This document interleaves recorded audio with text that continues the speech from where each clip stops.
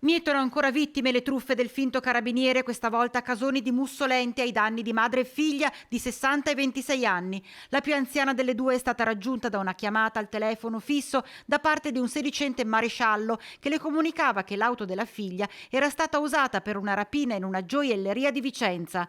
La donna è andata in panico, ha fornito al suo interlocutore il numero di cellulare della giovane dopo aver ammesso che si trovava in casa con lei. Detto fatto, di lì a poco è arrivata una chiamata alla figlia da un complice che l'ha fatta allontanare dalla madre.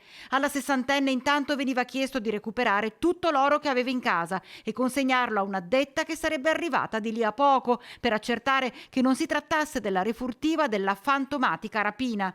Solo a consegna avvenuta le due si sono rese conto di essere state raggirate e hanno chiamato i carabinieri. Sempre i carabinieri è arrivata poco dopo la notifica di un incidente stradale tra due auto tra le vie Campodaviazione e San Rocco a Casoni, a poca distanza dal luogo della truffa.